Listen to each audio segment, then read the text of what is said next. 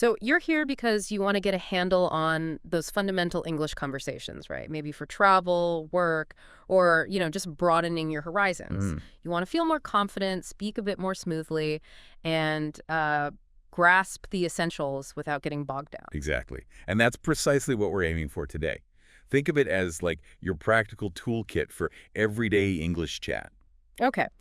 And we're drawing from a source called Proactive English Practice, which you mentioned has lots of these short, real-life dialogues. That's right. It's packed with them. So our plan is basically to shortcut things for you. We'll pull out the most useful phrases, the core structures from these examples, so you can start using them, well, pretty much straight away. Good. So not getting lost in grammar rules, but focusing on what actually works in conversation. Precisely.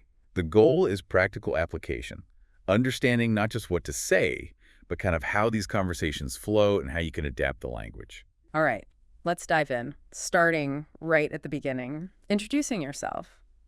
The source hits us with the classics. Hello, my name is Asen, and hi, Right.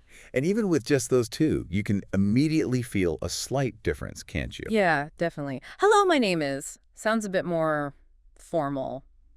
Buttoned up, maybe. Exactly. It often carries that slightly more formal weight. Good for, say, initial professional meetings or situations where you want a little more distance, perhaps. Whereas hi, I'm is kind of your everyday go-to greeting. Yeah, much more casual, friendly, and honestly perfectly fine for most situations you'll encounter. Having both options gives you flexibility. And then the response, nice to meet you, seems pretty universal. Oh, absolutely. Yeah. That's your standard, polite acknowledgement. Works in almost any context after an introduction. Simple, effective. Okay, so you've met. What's next? Usually finding out a bit more, right? Like, where are you from? Hmm. A very common follow-up. And the answers are straightforward, too, like, I'm from Japan, or I'm from Canada. Easy enough. Then there's a duration question. How long are you here? Right. And you might get answers like 2 months, or maybe 6 months now. Nah, that little now at the end. That adds something, doesn't it? Like, they've been here a little while already. That's a sharp observation. Yeah. Yeah, now subtly suggests it's not just a fleeting visit. It implies a bit more settling in, perhaps. Yeah, It's amazing how these tiny words add layers of meaning. it really is. But it's also worth, just being aware where are you from is common. But sometimes, depending on the context, a more general opening might feel a little smoother. Just something to keep in mind. Good point. Cultural sensitivity is always important. Okay, moving on. The job question. What do you do? Another standard. And you get typical answers like, I'm a student, or I'm an engineer, or in the example, I'm a teacher. And if someone says teacher, the natural next step seems to be, what do you teach? Leading to something like, I teach music. It flows so logically. It really does. And these examples show that lovely, organic conversational flow. One piece of information sparks the next question. Yeah. And notice the little bits of feedback, too. Like, if someone says, I teach music, the response, that's cool, keeps the energy going. It shows you're listening, you're engaged. Right. It's not just question, answer, question, answer. There's interaction. Exactly. That back and forth is vital. Then we get to finding common ground. The source has this great little exchange. Do you like music? Yes, very much. What music do you like? I like pop music. And then the magic words, me too. Oh, yes, that me too. It seems so simple, but it's incredibly powerful, isn't it? It really is. It instantly creates a little connection. Absolutely. It signals agreement, shared interest, and builds that immediate rapport. Finding those small commonalities, like a shared taste in music, can often open up a much longer, more engaging conversation. It's foundational. Definitely. Okay, now a question many learners encounter. Do you speak English? The source offers a really nice, humble response. Well, a little, I'm learning. That's a very graceful way to handle it, I think. It's honest, acknowledges the learning process, and importantly, it kind of invites understanding from the other person. Right. It's not defensive, just factual. And the potential follow-up shown, me too. It's hard sometimes, and then, yes, but fun, too. That shared experience and empathy, that strengthens the connection even further. Yeah, it makes it less intimidating. Exactly. And finally, for this first scenario, the polite closing, it was nice to meet you. You too. See you again. And just a simple bye. Clean, polite, effective. So, just in that first short dialogue set, we've covered introductions, basic background questions, finding common interests, handling the language question, and polite goodbyes. Those really are the cornerstones, aren't they? Absolutely. Master these, and you've got a really solid foundation for confidence. Think of them as your essential toolkit. Once these feel comfortable, expanding becomes much, much easier. Okay, good. Let's shift to the second scenario, talking about someone else. It starts logically. Do you know Emily? Yes, I know her. Straightforward. Establishing that mutual connection first. And then the natural curiosity. What is she like? Asking about her personality. Yeah, a very common phrase to ask about someone's general character. And the answer given is simple and positive. She is very nice. A good general starting point. Then it moves to physical appearance. Yeah. Is she tall? Yes, she is tall. What color is her hair? Her hair is brown. Does she wear glasses? No, no glasses. Quite specific details. These feel very practical, like if you were trying to identify someone in a crowd, maybe. Exactly. Mhm. Or just trying to form a mental picture of someone you've heard about. Notice the direct questions and the very concise, factual answers. It's efficient information gathering. Then the conversation digs a bit deeper into personal life.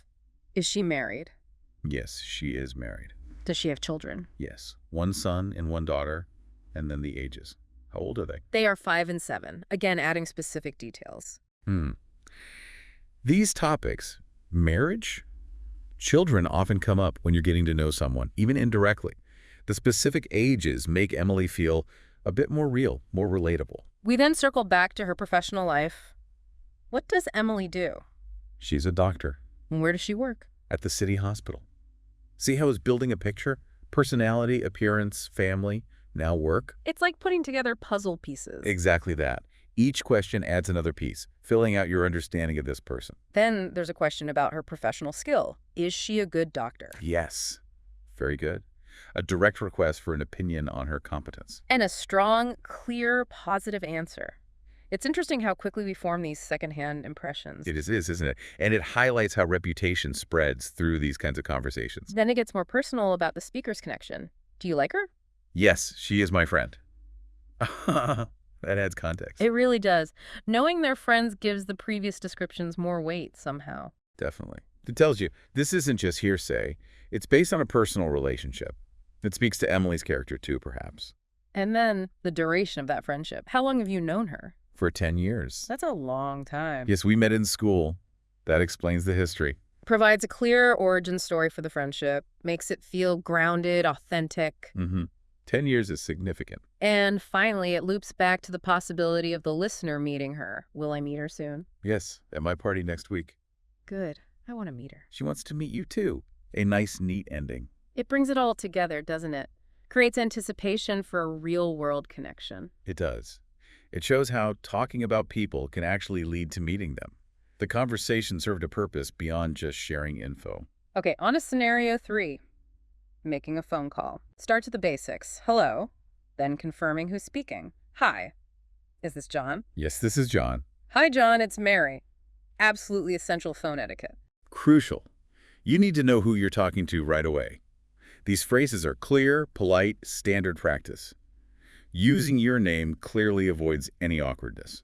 Then the quick well-being check. Oh, hi, Mary. How are you? I'm fine, thanks. And you? I'm good. Just that little social lubricant. Exactly. It sets a friendly tone, shows consideration, even without seeing faces, creates a little personal connection before getting down to business. And the business comes pretty directly. Why are you calling? I want to invite you to dinner. Clear and to the point. Which is often appreciated on the phone, right? Being clear about the purpose. Generally, yes. It respects the other person's time, but doing the initial, how are you, softens that directness a bit. It's a good balance. Makes sense. Then locking down the details. When? This Saturday at 6 p.m. Where? at my house. The essential logistics, time and place. You can't really make plans without those, can you? Notice how brief the questions and answers are here. Very efficient. Exactly. When you're coordinating, you often get straight to the core information. Then a nice positive reaction. That sounds nice. Yeah, just acknowledging the invitation is welcome, encourages the person who invited you. And then the key question, can you come? Yes, I can come. The confirmation. That's the make or break moment for the plan, really. Absolutely. You need that clear yes or no. Then thoughtful consideration about food. Great. Do you like pizza? I love pizza. Perfect. Okay. I'll make pizza. Checking preferences is a nice touch. It really is. Shows the host is thinking about the guest's enjoyment. It's a small thing, but it makes the invitation feel more personal and welcoming. And then the guest offers to contribute. Can I bring anything? Maybe some drinks, Sure, I'll bring soda. Thank you. A very typical polite exchange. Offering to bring something is pretty standard guest etiquette, isn't it? It often is, yeah. And the host suggesting something specific like drinks is helpful. It avoids the guest guessing or bringing something unnecessary. Then making sure the guest can actually get there. Do you need my address? Yes, please. It's 123 Main Street. Got it. Final logistical check. Can't forget the address. That would be awkward on Saturday night. Definitely awkward. This prevents that last-minute confusion. And the closing. See you Saturday. See you then. Bye. Goodbye. Simple, friendly, confirms the plan one last time. Yeah, this whole scenario is a perfect little template for a social phone call. Greeting, purpose, planning, confirming, polite closing. Covers all the bases. All right, let's move into the coffee shop. Scenario 4. Starts with the order. Hi, what would you like? I want a coffee. Then the specifics. Small, medium, or large. Medium, please. Milk. Sugar. With milk. Yes, with milk. Sugar. Yes, 1 sugar. Drilling down into the details. This covers that standard back and forth for ordering a drink, hitting all the usual customizations. Shows the typical questions the barista asks and how to give clear answers for your preferences. Then adding something else. Anything else. Do you have cake? Yes. Chocolate or vanilla. Chocolate, please. Ah. So, asking about other items and specifying your choice. Exactly. Shows how to politely inquire beyond the initial order. Then the crucial distinction. For here or to go. For here. Important for how they prepare and package your order. Yeah, you don't want your for here coffee in a paper cup with a lid if you plan to sit down. Right. So knowing this phrase is key in almost any cafe or takeaway place. Then the payment. That's $5. Here you are. Thank you. Please wait here. Okay. Then getting the order. Here's your coffee and cake. Thank you. Enjoy. Standard polite transaction. Covers the paying and receiving part smoothly. Lots of thank yous involved. Politeness goes a long way in these interactions. Then a situation you often find in busy cafes, asking to share a table. Can I sit there? Yes, of course. A very useful phrase for navigating crowded spaces politely. Good to have that one ready. Shows consideration. And the yes, of course response is equally polite and welcoming. And finally, the modern necessity, Wi-Fi. Do you have Wi-Fi? The password is coffee123. Thank you very much. You're welcome. Getting connected. So important for many people using cafes now for work or just browsing. This shows how to ask easily. Exactly. So this whole coffee shop scenario isn't just ordering, it's the finding a seat, getting online the full experience. It really reflects a common, everyday situation and gives you the language for all parts of it. Very practical. Okay, next, scenario 5. Finding the bus stop. Starts politely. Excuse me. Where's the bus stop? That, excuse me, is vital when approaching a stranger for help, isn't it? Absolutely. Sets the right tone immediately. And the question is direct and clear. Then the person helping needs more info. Which bus do you need? Bus number 10. Makes sense. You need to know the specific bus for the right stop. Exactly. General directions might not be helpful if different buses stop in different places. This clarifies the goal. The helper confirms they know. I know where it is. Offers help. Can you help me? Yes, it's not far. That's reassuring, isn't it? Knowing it's close. Yeah, definitely less daunting than hearing it's miles away. So it encourages the person asking. Then the actual directions. Which way? Go straight ahead. How far? About 1 block.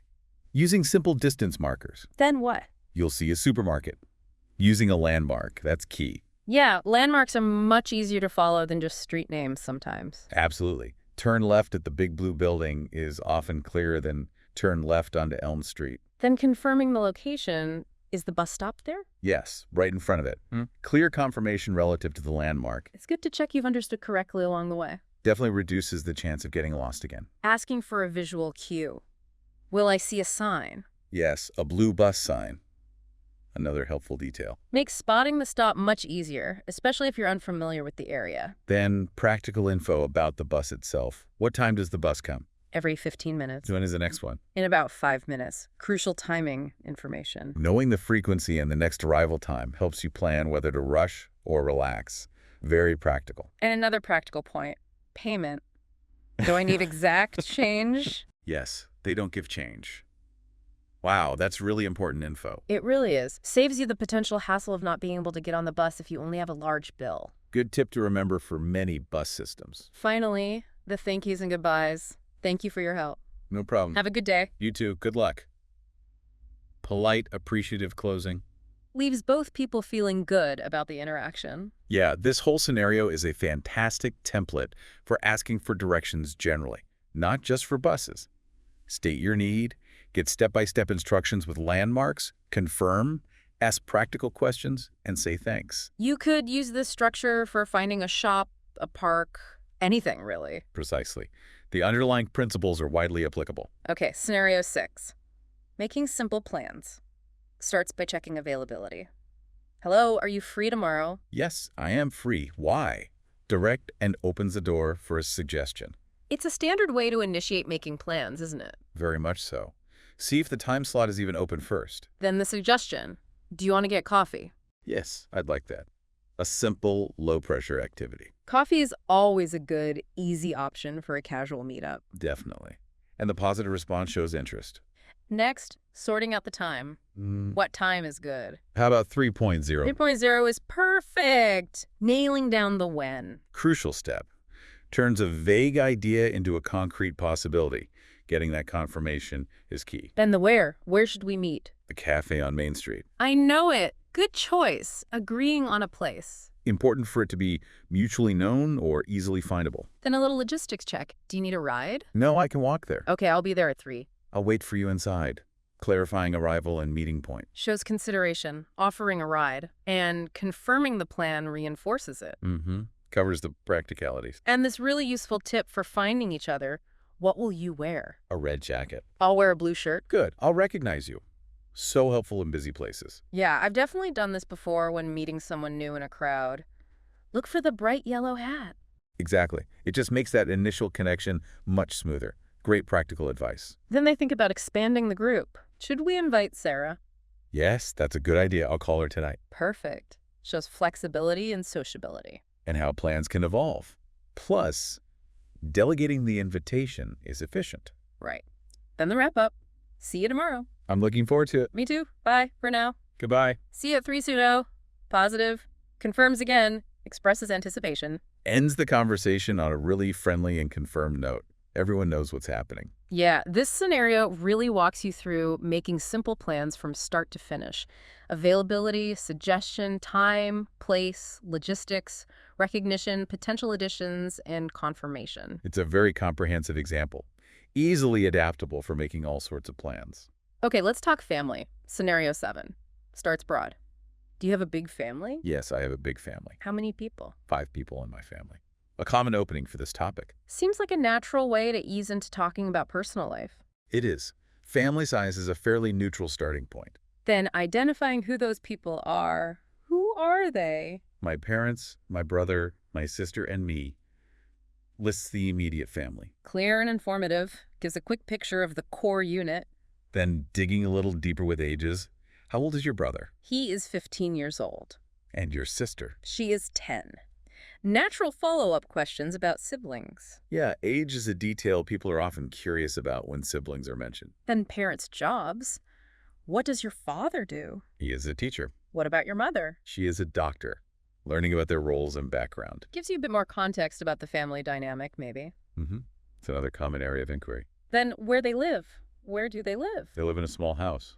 Is it far from here? No, very close. Provides geographical context. Tells you a bit about their proximity, maybe how often they see each other. Exactly. Then broadening the scope. Yeah. Do you have grandparents? Yes, 2 grandmothers and 1 grandfather. Where do they live? In another city. Do you visit them? Yes, every summer. Huh. Includes the extended family and traditions. Shows how the conversation can naturally expand beyond the immediate household. Discussing visits adds a personal touch. And making it even more personal. Do you have any photos? Yes, here is a family photo. Your family looks nice. Thank you.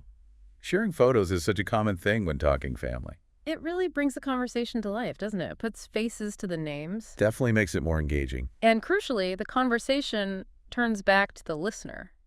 Do you have family? Yes, but a small family. How many people? Just my parents and me. Shows reciprocity, keeps it balanced. Essential for good conversation, asking about the other person, too. Absolutely. This whole scenario gives a great framework for sharing about your own family and asking about someone else's in a comfortable way. Yeah, covers size, members, jobs, location, extended family, even sharing photos. Very complete. Right. Scenario 8. Asking about price while shopping. Starts politely. Excuse me, how much is this shirt? It's $20. The fundamental shopping question. Gotta know the price. And again, that polite, excuse me, to get attention. Standard practice. Then clarifying, is that the final price? Yes, that's the price. Good to check for hidden taxes or fees. Always a good idea, depending on where you're shopping. Some places include tax, some add it at the end. Checking options. Do you have it in blue? Yes, we have blue shirts. Are they the same price? Yes, all colors are $20. Common shopper questions, checking color and price consistency. Yeah, you find something you like, you want to know if it comes in your preferred color and if that changes the cost. Exactly. Then moving to another item. How about these pants? The pants are $35. Then expressing an opinion. That's a bit expensive. Which is a natural reaction if the price is higher than expected. It can sometimes open up other possibilities too. Like finding out about a sale. We have a sale next week. How much will they be then? They will be $25. That's better. I'll come back. Smart shopping. Shows you can express interest, but wait for a better price if needed. A good strategy. Or exploring cheaper alternatives. We also have cheaper pants. How much are they? $15, but lower quality. The trade-off. Right, then checking them out. Can I see them? Yes, they're over here. Yeah. Weighing price versus quality is a constant calculation when shopping. Definitely. Then making the choice. I like these. I'll take them. Good choice. Clear decision made. Simple and direct, and before paying, checking for other things. Anything else? How much are these socks? $5 for 3 pairs. Considering an impulse buy or another needed item, Comment at the checkout. Anything else for you today? adding them to the purchase. I'll take the socks too. That's $20 total? Then payment. Here's $20. Thank you. Have a nice day. Finalizing the transaction. Covers the whole process, from inquiry to exploring options, considering sales, making a decision, adding items, and paying. Provides really useful language for navigating those common shopping interactions. Absolutely. Very practical phrases in there. Okay, scenario 9. Talking about your house. Starts generally, where do you live? I live in a small house. A common conversation starter about home. Simple and direct. Then asking about the layout. How many rooms do you have? I have 5 rooms. What rooms are they? Kitchen, living room, bathroom, and 2 bedrooms. Getting the specifics. Gives a basic idea of the size and function of the space. Then asking about overall size perception. Is your house big? No, it's not big. It's small but nice. Adding a subjective feeling. It's common to offer that kind of relative description and personal opinion. Yeah. Small but cozy, big but needs work. Right. Then outdoor space. Do you have a garden? Yes, a small garden. Another frequent question. Gardens are often desirable features, so it makes sense to ask. Adds another layer to understanding their home life. Then drilling down into specific rooms. Is your kitchen big? No, it's small but modern. Okay, size and style. What's in your living room? A sofa, TV, and table. Listing key furniture. What color is your sofa? It's brown. More Ew. specific visual detail. Do you have a dining table? Yes, in the kitchen. Location of furniture, too. This gets quite detailed. It does. It shows how you can elaborate and give a more complete sense of the interior space. Asking about age. Is your house old or new? It's quite new, only 5 years old. Gives a sense of its condition, perhaps. Yeah, age can imply style or potential maintenance issues. Relevant detail. And expressing feelings about it. Yeah. Do you like your house? Yes, I love my house. Sharing that personal connection. Important aspect of talking about home, how you feel about it. Finally, practicality. Yeah. Is it near your work? Yes, very close. Only 10 minutes. That's nice. Yes, it's very convenient. Location convenience is huge. Absolutely. Proximity to work, school, shops often comes up when discussing where you live. So this scenario gives a really good structure for describing your own place or asking about someone else's. It covers layout, size, appearance, inhabitants, specific rooms, age, feelings, and location. It's very thorough. Provides great phrases for all those aspects. Okay, scenario 10. Basic restaurant order. Starts with the server. Hello, can I help you? Yes, I'd like to order. Customer indicating readiness? Standard opening. Then the main course. What would you like? I want chicken, please. Clear and polite. Choosing sides. Rice or potatoes? Rice, please. Any vegetables? Yes. Carrots. Selecting the accompaniments. Common choices offered in restaurants. Then drinks. Something to drink. Water, please. Specifying type. Still or sparkling? Still water. Basic drink order covered. Good to know the still versus sparkling distinction. Yes, very common question for water in many places. Then dessert. Anything else? Is there dessert? Yes, we have cake or ice cream. Offering options. Ice cream, please. Choosing one, then flavor. What flavor? Chocolate. Nailing down the specifics. Shows the typical flow for inquiring about and ordering dessert. Confirming the order. Is that all? Yes, that's all. Making sure everything's captured. Standard check by the waiter. Then info about timing. Your food will come soon. Thank you. You're welcome. Polite exchange while waiting. Managing expectations. Then the end of the meal. How much is it? It's $15. Getting the bill amount. Here's $20. Making payment. Thank you. Here's your change. Thank you. Completing the transaction. Covers that final step of settling the bill clearly. Oh. So this scenario nails the essential language for a straightforward restaurant meal, from ordering mains, sides, drinks, dessert, to paying. Yes, very practical. Gives you all the key phrases needed for that interaction. All right, let's look at scenario 11. Asking for help when lost. Starts politely. Excuse me, can you help me? Yes, of course. What do you need? Then stating the problem. I'm lost. Again, that crucial, excuse me. And being direct about the problem helps the other person understand immediately. Absolutely. Then specifying the destination. Where do you want to go? I need to find the library. Giving the goal is essential for getting directions. Can't get directions without saying where you're headed. I need to find is a clear way to phrase it. Then reassurance and first steps. The library is not far. That's nice to hear. Definitely. Can you tell me the way? Go straight for 2 blocks and then turn right at the traffic light. Clear first instruction using a landmark. Traffic lights are common, visible landmarks, good starting point. Then continuing. Right at the light. Okay, confirming understanding. Then go 1 more block. Next step. Is the library there? Checking again. Yes. On your left, final location confirmation. Breaking it down step by step with pauses for confirmation makes it much easier to absorb. Asking for a visual description. Is it a big building? Yes, it's big and white. Helps with recognition. Very useful cue when you get close. Easier to spot big and white than just relying on street signs sometimes. True. Then practical info. What time does it close? It closes at 8 p.m. Checking hours. What time is it now? It's 4:30. Contextualizing the closing time. Smart to check if you'll even make it before it closes. Good practical thinking. Then the thanks. Thank you for your help. You're welcome. Expressing more appreciation. You were very kind. No problem at all. Polite and grateful conclusion. It's always good to express genuine thanks when someone takes the time to help. And polite farewells. Have a nice day. You too. Goodbye. Standard pleasantries to end the chat. Yeah, this scenario provides a really solid model for asking for help when lost.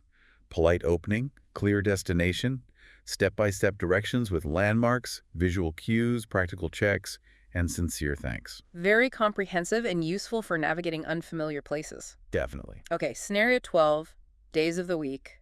Starts basic.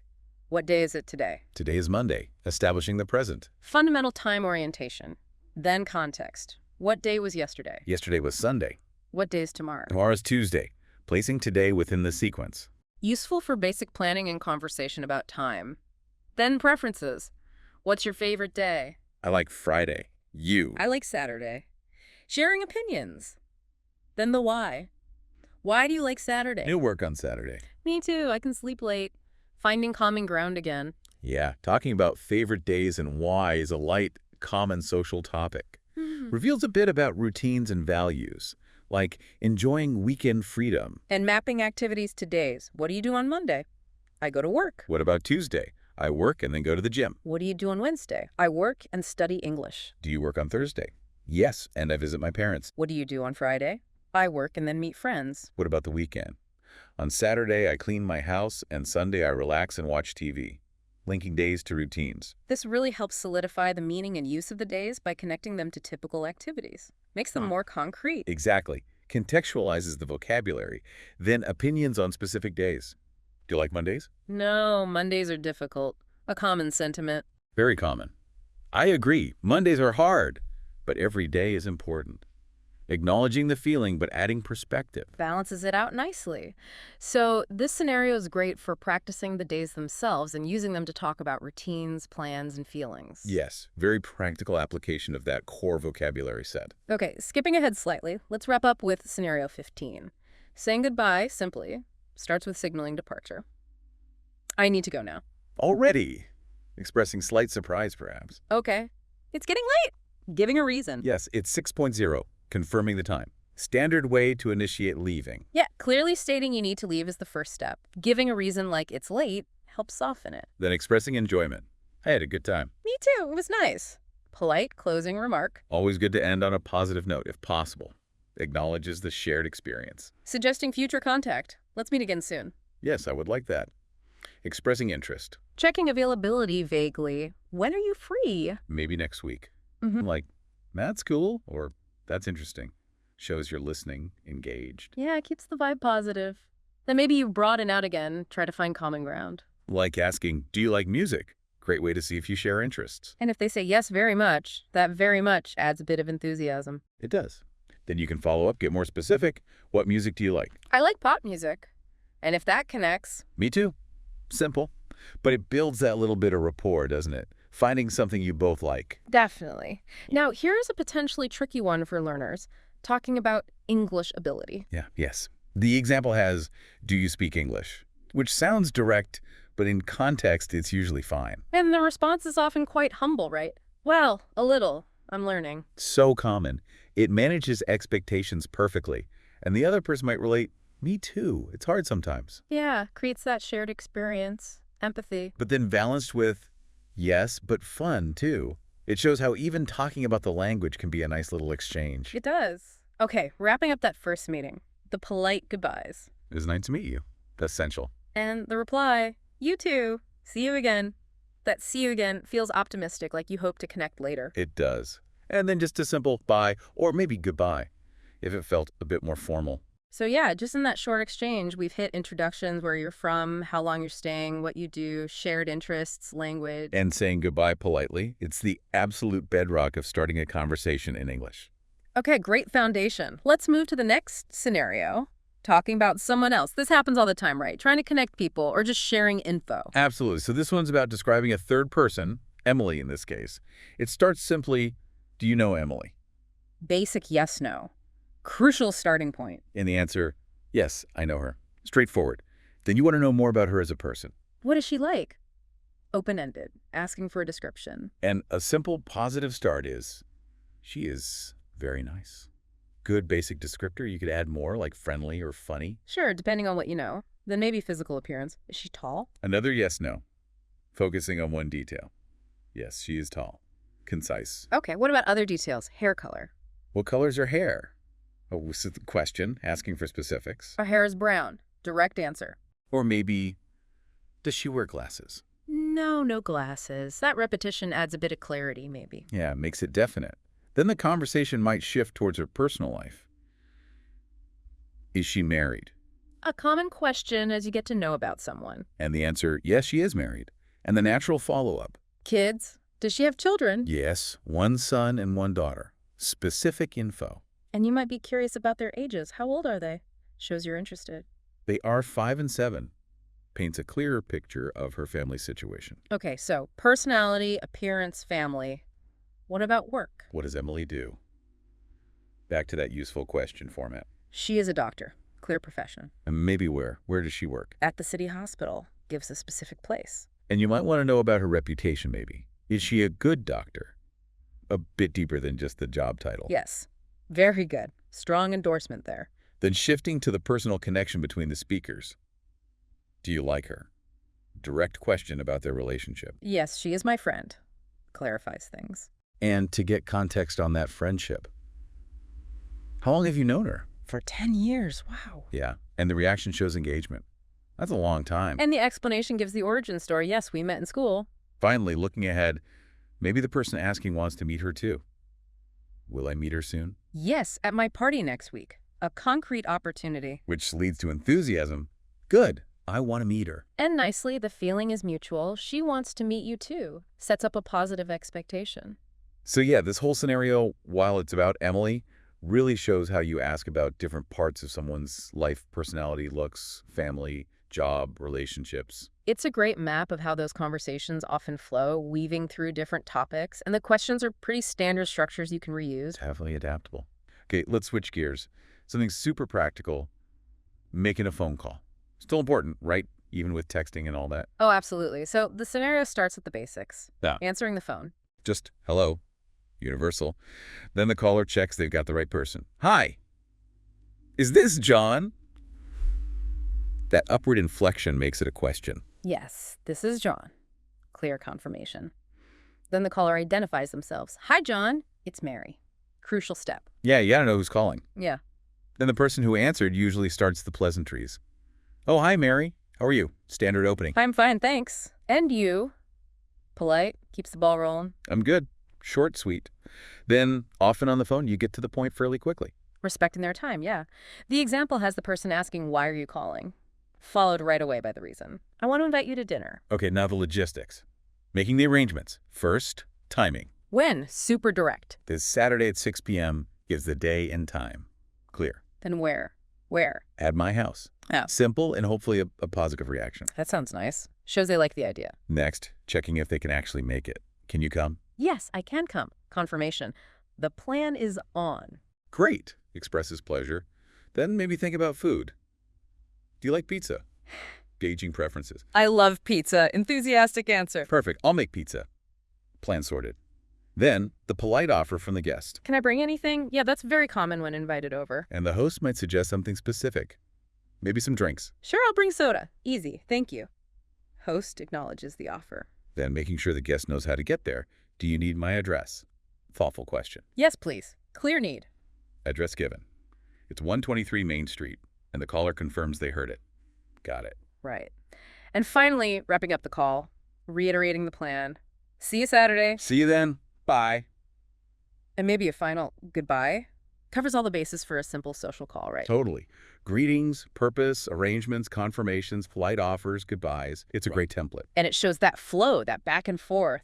Useful for lots of calls, not just dinner invites. Okay, let's step out of the house and into a coffee shop. Next scenario. Those quick, everyday interactions. Getting these right makes you feel more comfortable out and about. Definitely. Starts at the counter. Server. Hi. What would you like? Direct. Gets the order started. Customer. I want a coffee. Simple. Clear. Then the server needs specifics. Size? Small, medium, or large. Gives you the options. Medium, please. Polite choice. Additions. With milk. Sugar. Common questions for coffee. Yes, with milk. Yes. 1 sugar. Clear answers. So server checks if that's everything. Anything else? Standard way to see if the order's complete. And maybe you fancy something sweet. Do you have cake? Asking about other items. Server confirms. Yes. Chocolate or vanilla offers the choices. Chocolate, please. Your selection. Then the key question. For here or to go affects how they prepare it. For here means you're staying in. The server gives the total. That's $5. Time to pay. You hand over the money. Here you are. Server acknowledges. Thank you. Please wait here. Tells you what's next. You just wait. Yeah. Server brings the order. Here's your coffee and cake. Thank you. Simple politeness. And the server finishes with, enjoy. Covers that whole ordering process. But coffee shops aren't just about the counter, are they? No, exactly. They're social spaces. You might need to talk to other customers, like if it's busy. Right? You might ask someone, can I sit there? Polite request for a shared table space. And hopefully a welcoming reply. Yes, of course. And another super common thing these days, Wi-Fi. Oh, yeah. Do you have Wi-Fi? Central question for many. And the answer might include the password directly. The password is coffee123. Super helpful. Thank you very much. Standard polite response for help. You're welcome. Yeah. Casual reply. So yeah, this scenario hits both sides, dealing with staff for your order and those little interactions with other people in the shop. Definitely. How to get your caffeine fix and navigate the social side politely makes a big difference to feeling comfortable. Okay, next up, another crucial one if you're out and about. Finding the bus stop. Public transport relies on knowing how to ask for directions. Starts, as always, with getting someone's attention politely. Excuse me, where's the bus stop? And the person helping needs clarification. Which bus do you need? Makes sense, right? Different buses, different stops, maybe. Yeah, good point. So you specify, bus number 10. The helper knows it. I know where it is. Offers help. Can you help me? Although maybe the asker says that. Let's check. The asker says, can you help me? After the helper say, I know where it is. Makes sense. Right. Helper says, yes, it's not far. Reassuring. Then you ask for the actual directions. Which way? Simple request. Go straight ahead. First instruction. How far? How far? Natural question. About 1 block. Gives a distance. Then what? Then what? Keeps the instructions coming. Use a landmark. You'll see a supermarket. Landmarks are really helpful. Agreed. Then confirm. Is the bus stop there? Yes, right in front of it. Precise location relative to the landmark. Will I know it when I see it? Will I see a sign? Yes, a blue bus sign. Specific visual cue. Very helpful. Then practicalities. The schedule. What time does the bus come? Crucial for planning. Every 15 minutes. Gives the frequency. But you want to know about now. When is the next one? In about 5 minutes. Perfect. Practical timing info. And payment. Very important. Do I need exact change? The classic public transport question. Yes, they don't give change. Key piece of advice. Then wrap it up with thanks. Thank you for your help. Essential politeness. No problem. Casual reply. And the final pleasantries. Have a good day. You too. Good luck. Yep. Nice touch. Yeah, this is a fantastic template for directions, step-by-step, landmarks, practical details like time and money. Absolutely. Using landmarks like supermarket is way easier than street names sometimes, especially if you're new to a place. Totally agree. Okay, shifting back to social stuff. Making simple plans. Arranging to meet up with people. How do you kick that off? Usually by checking if they're free. Hello, are you free tomorrow? Direct and polite. And they might reply positively, yes, I am free. Why? Available and curious. Then you suggest something. Do you want to get coffee? Common, low-pressure idea. Yes, I'd like that. They're interested. Now the details. Time first. What time is good? Open question to find a mutual slot. Maybe they suggest, how about 3 Abotion? You agree. 3.0 is perfect. Time's sorted. Next, place. Where should we meet? Suggestion. The cafe on Main Street. Specific location. Maybe they know it. I know it. Good choice. Shows agreement. Then a thoughtful offer. Do you need a ride? Considering transport. Maybe they don't. No, I can walk there. Explains their plan. Okay, confirming the arrangement. Okay, I'll be there at 3 point. I'll wait for you inside. Sets the expectation for meeting. Now, if you haven't met before, or maybe it's a busy place, you might need to know how to spot each other. Good point. What will you wear? Practical question. A red jacket gives a clear visual. You reciprocate. I'll wear a blue shirt. They confirm. Good. I'll recognize you. Problem solved. Sometimes you might think about including others. Should we invite Sarah? Suggesting adding someone? Yes, that's a good idea. I'll call her tonight. Positive response and taking action. Great. So confirming it all and saying goodbye for now. Perfect. See you tomorrow. I'm looking forward to it. Expressing anticipation. Me too. Bye for now. Goodbye. And maybe a final reminder. See you at 3 Rowing.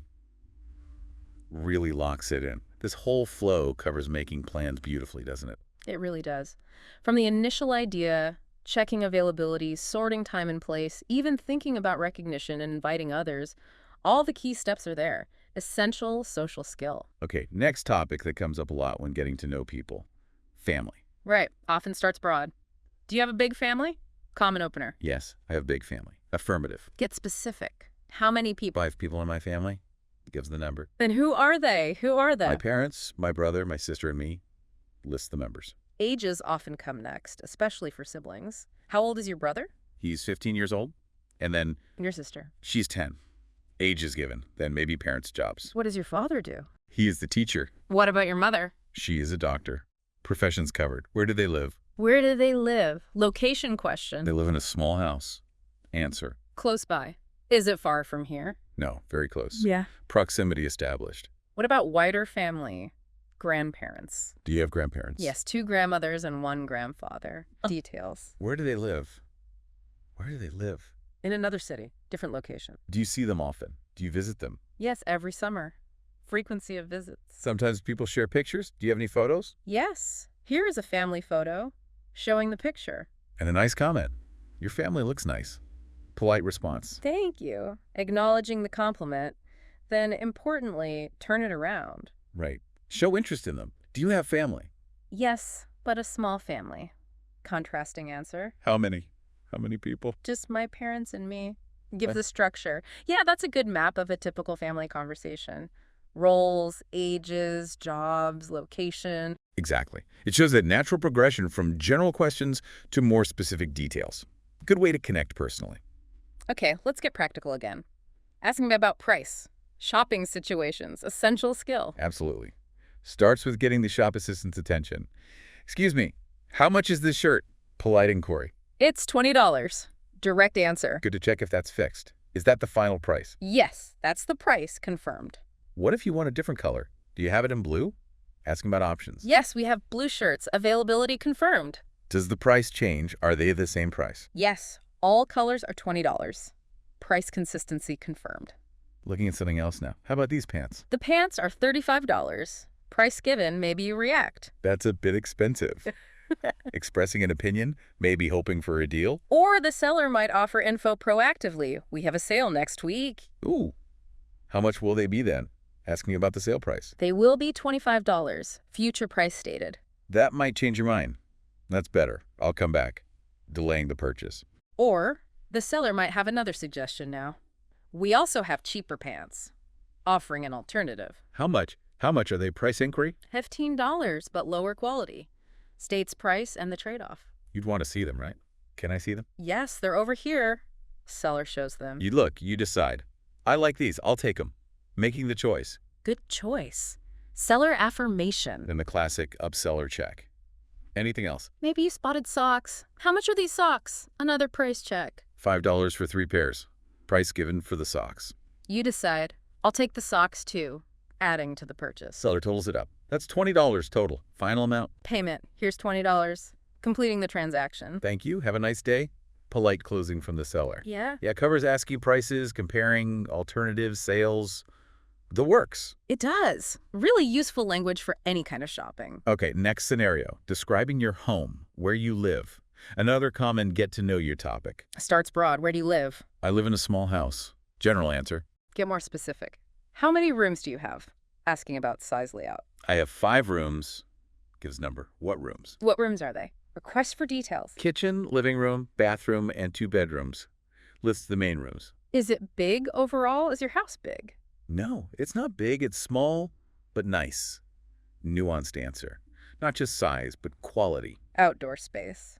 Always a point of interest. Do you have a garden? Yes, a small garden. Affirmative. What about the look from outside? What color is your house? It's white with a blue door. Visual description. Who lives there? Do you live alone? No, I live with my family. Clarifies the living situation. Maybe zoom in on specific rooms. Is your kitchen big? No, it's small but modern. Description. What about the main living area? What's in your living room? A sofa, TV, and table. Lists key furniture. Could even ask about details. What color is your sofa? It's brown. Specific color. Where do you eat? Do you have a dining table? Yes, in the kitchen. Specifies location. Age of the house. Is your house old or new? It's quite new. Only 5 years old. Gives an age. Are you happy there? Do you like your house? Yes, I love my house. Expresses satisfaction. And practicalities again. Location relative to work. Is it near your work? Yes, very close. Only 10 minutes. Convenience factor. That's nice. Positive acknowledgement. Yes, it's very convenient. Confirms the benefit. Yeah. Covers describing your home from multiple angles, size, rooms, features, location, your feeling about it. Absolutely. Helps someone picture your life a bit better. Okay, another very common scenario. Ordering food in a restaurant. Basic but essential. Right. Waiter starts. Hello, can I help you? Offer of service. You're ready. Yes, I'd like to order. State your intention. Waiter asks for your choice. What would you like? You choose the main dish. I want chicken, please. Often comes with choices. Sides. Rice or potatoes? You pick. Rice, please. Vegetables? Any vegetables, waiter asks. Yeah, yes. Carrots. Your choice. Drinks. Something to drink. Water, please. Your drink order. Might need clarification. Still or sparkling? Types of water. Still water. Your preference. Is it everything for the main part? Anything else? Maybe you're thinking dessert. Is there dessert? Inquiry. Waiter confirms and lists options. Yes, we have cake or ice cream. You choose. Ice cream, please. Any And flavor preference? What flavor? Waiter asks. Chocolate. Your flavor choice. Waiter might confirm the whole order. Is that all? You confirm. Yes, that's all. Order complete. Waiter gives an estimate. Your food will come soon. Managing expectations. Thank you. Simple acknowledgement. You're welcome. Polite reply. Later, time to pay. Ask for the cost. How much is it? Waiter gives the total.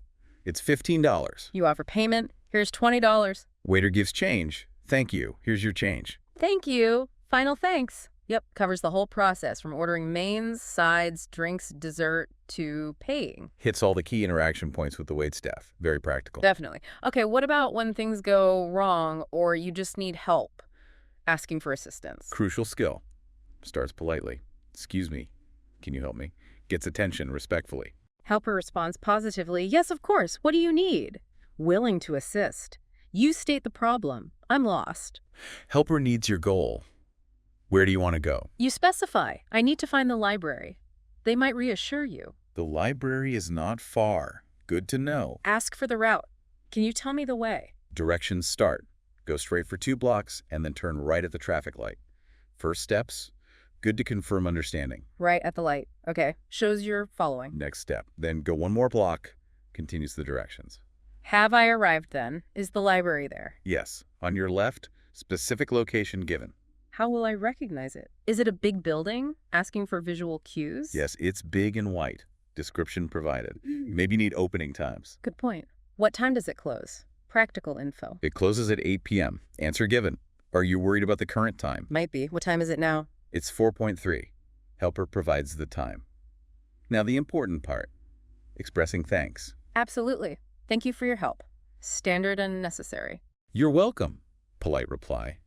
You might add more emphasis. You are very kind. Acknowledging their helpfulness. Helper might be modest. No problem at all. And then the parting.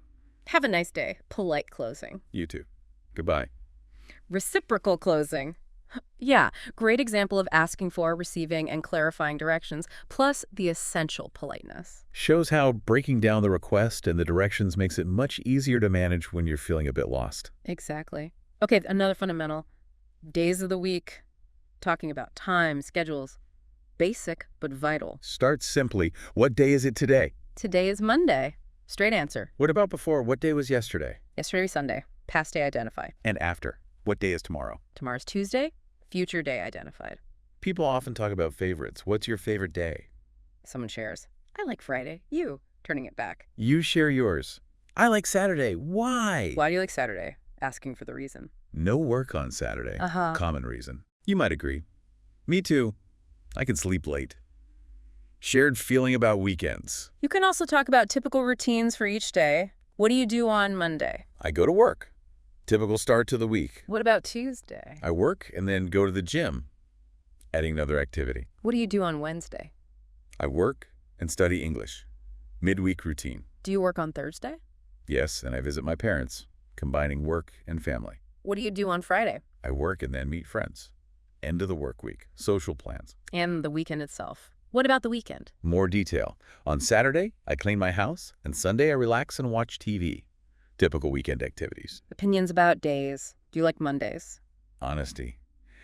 No, Mondays are difficult. Common sentiment. You might agree, but add perspective. I agree. Mondays are hard, but every day is important. Philosophical touch? Yeah, it covers identifying days, preferences, routines. Really useful framework. Definitely helps structure conversations about time and schedules. Yeah. Okay, nearly there. Let's talk animals. Often a nice light topic. Yeah, easy way to connect. Starts generally. Do you like animals? Enthusiastic, yes. Yes, I love animals. Or just, yes, I do. Then favorites. What's your favorite animal? I like cats. You. Shares and asks back. I like dogs. State's preference? Do they have one? Do you have a pet? Asking about ownership. Yes, I have a dog. Affirmative. Now the details. What's your dog's name? His name is Max. Name given. How old is he? Age question. He is 3 years old. Age stated. What does he look like? What color is he? Appearance question. He is brown. Color given. Size. Is he big or small? Size question. He's medium size. Description. Now maybe you share about yours. I have a cat. Your turn, they ask. What's your cat's name? Her name is Luna. Your cat's name. Personality. Is Luna a good cat? Yes, she's very sweet. Description of temperament. Appearance. What color is she? She is black and white. Color details. Activity. Does she like to play? Yes, she loves to play. Behavior detail. You can also talk about animals, not just pets. Right. Like at the zoo. What animals do you see at the zoo? I see lions, elephants, and monkeys, listing zoo animals. Yeah. And expressing preferences about them. I like elephants. They're big. Or I like monkeys. They're funny. Reasons for liking them. Yeah, covers talking about pets, describing them, and discussing other animals too. Nice, light conversational topic. Okay, last one. Simple but crucial. Saying goodbye properly. Ending the interaction. Right. Need to signal you're leaving. I need to go now. Clear statement. The other person might react. Alrighty. Shows a slight surprise. Maybe enjoying the chat. You give a reason. Okay, it's getting late. Or be specific. Yeah. Yes, it's 6.0. Always good to say you enjoyed it. I had a good time. You too. It was nice. Reciprocal enjoyment. Want to meet again? Adjust it. Let's meet again soon. Open suggestion. Yes, I would like that. Positive response. Maybe try to schedule it. When are you free? Checking general availability. Maybe next week. Vague suggestion? Or be more concrete. Tuesday is good for me. Proposing a specific day. Tuesday works for me too. Agreement. Keep other details the same. Same time. Suggesting consistency. Yes, 3.0 is good. Agreeing on the time. Same place. Suggesting the location. Yes, this cafe is nice. Agreeing on the venue. Finalizing the plan. I'll see you then. Confirmation. I'll be here. Reciprocal confirmation. Maybe a reminder. Don't forget. Friendly nudge. I won't forget. Reassurance. And the final farewells. Goodbye for now. Simple closing. Goodbye. Take care. Adding a well wish. You too. Have a nice day. More well wishes. Thank you. You too. Responding. And maybe one last confirmation of the plan. See you on Tuesday. Specific reminder. See you then. Bye. Final sign off. Yeah, lots of options there for ending politely and arranging future meetings. Absolutely. Mastering those goodbyes leaves a good final impression. So wow, we've covered a lot of ground there. We really have. And the core idea is that getting comfortable with these basic scenarios, introductions, asking for help, ordering, making plans, it just builds a huge foundation. Right. It gives you confidence. And that confidence is, well, it's key for handling more complex situations later on. Exactly. It's not about perfection, especially at first. It's about being able to communicate, to connect, to get your needs met. That's the goal. And remember, the real progress comes from actually using this stuff. Try these phrases out, even practice them in your head. Definitely. Every time you use the language, you make those pathways stronger.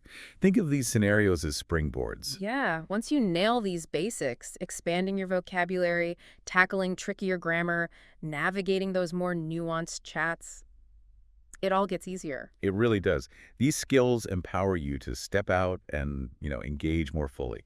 And just a final thought, remember it's a journey, right? Language learning never really stops. Even native speakers keep learning. That's so true. Be patient with yourself, notice your progress, and, well, keep exploring. Keep practicing, keep connecting. Thanks for joining us for this deep dive into basic English conversation. Yeah, we hope this gives you a practical toolkit and the boost to get started using these phrases. Until next time.